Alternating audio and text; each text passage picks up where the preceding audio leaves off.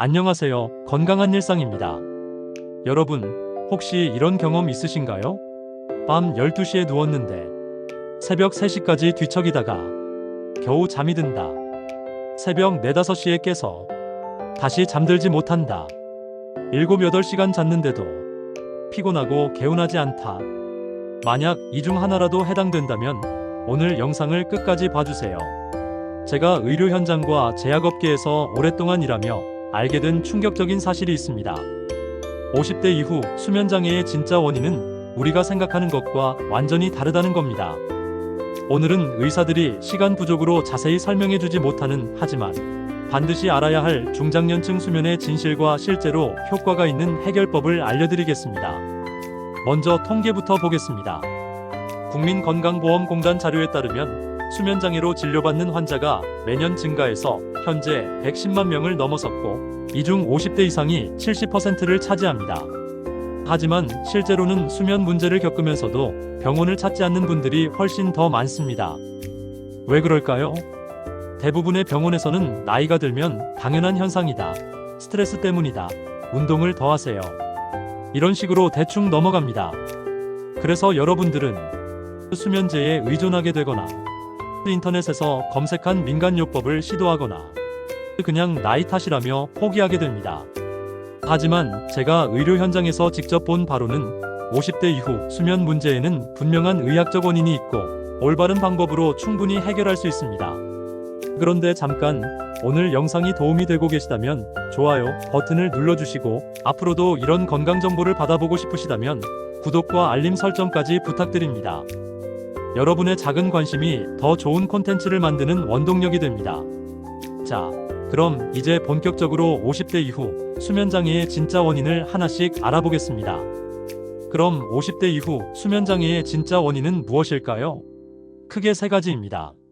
첫 번째 원인은 멜라토닌의 급격한 감소입니다. 20대와 비교했을 때 50대의 멜라토닌 분비량은 절반 이하로 떨어집니다.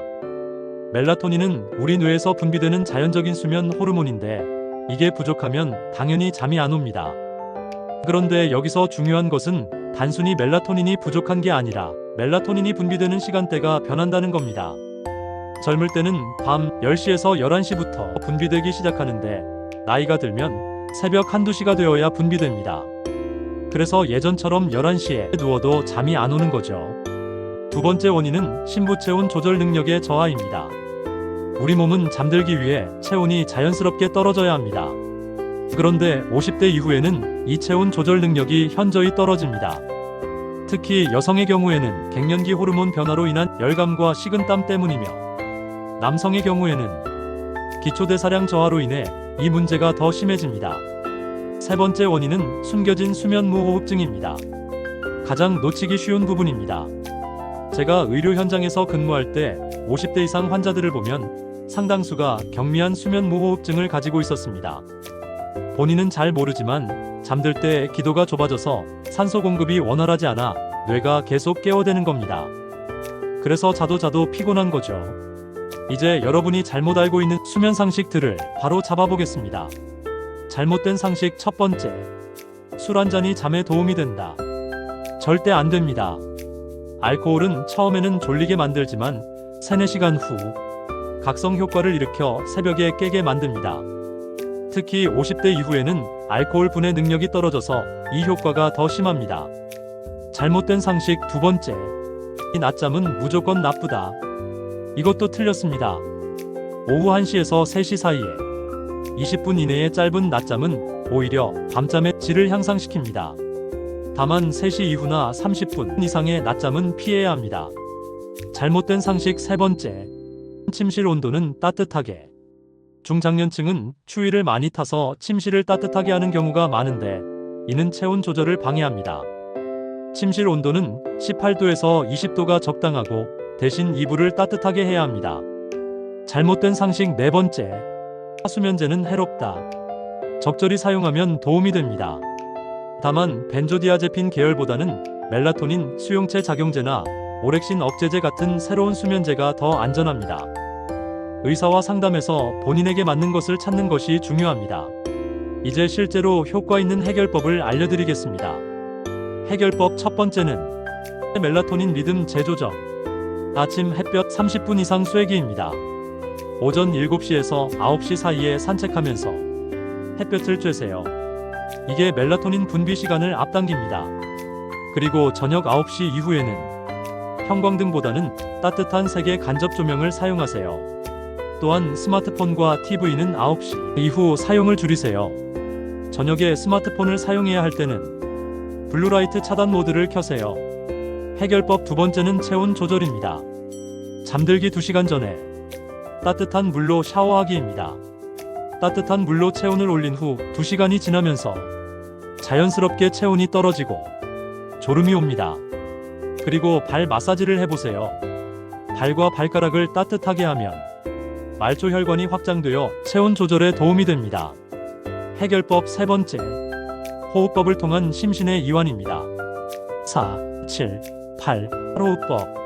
4초간 숨을 들이마시고 7초간 참고 8초간 천천히 내쉬는 것을 4번 반복하세요.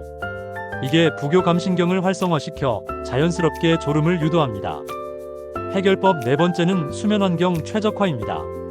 침실은 오직 잠자기 위한 공간으로 사용하세요. TV 시청, 스마트폰 사용, 독서를 하지 마세요.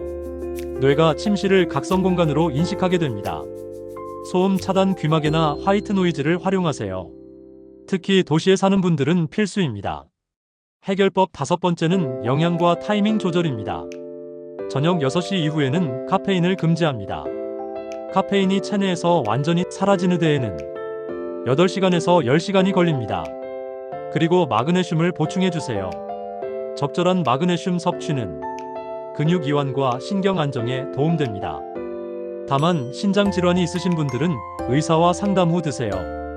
트립토판이 풍부한 음식을 섭취하세요. 저녁에는 바나나, 우유, 견과류 같은 음식이 도움됩니다. 지금까지 50대 이후 수면장애의 진짜 원인과 실전 해결법을 알려드렸습니다. 핵심 정리하면 1. 멜라토닌 분비 시간이 늦어지는 것이 주요 원인이다. 따라서 멜라토닌이 빨리 분비되도록 생활 습관을 바꾼다. 2. 체온 조절 능력 저하도 큰 요인이다. 따라서 취침 2시간 전에 따뜻한 목욕을 하고 침실은 적정 온도를 유지한다. 3. 숨겨진 수면 무호흡증을 확인하고 적절한 치료를 한다. 4. 잘못된 상식들을 바로잡고 수면에 도움이 되는 생활 패턴을 만든다. 이 4가지 해결법을 생활에 적용해보세요. 중요한 것은 하나씩 차근차근 실행하는 겁니다. 한 번에 모든 것을 바꾸려고 하지 마시고 일주일에 하나씩 추가해보세요. 만약 이런 방법들을 2-3주 시도해봐도 개선이 없다면 반드시 수면 클리닉에서 정확한 검사를 받아보시기 바랍니다. 댓글에 여러분의 수면 고민을 남겨주세요. 다음 영상에서 많이 나온 질문들을 모아서 답변 드리겠습니다. 그리고 다음 영상에서는 50대 이후 혈압관리 의사들이 말하지 않는 위험한 진실에 대해 다뤄보겠습니다. 혈압약을 장기간 복용하고 계신 분들은 절대 놓치지 마세요. 건강한 일상 채널이 도움이 되셨다면 구독과 좋아요 부탁드립니다.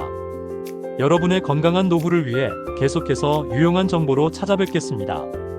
감사합니다.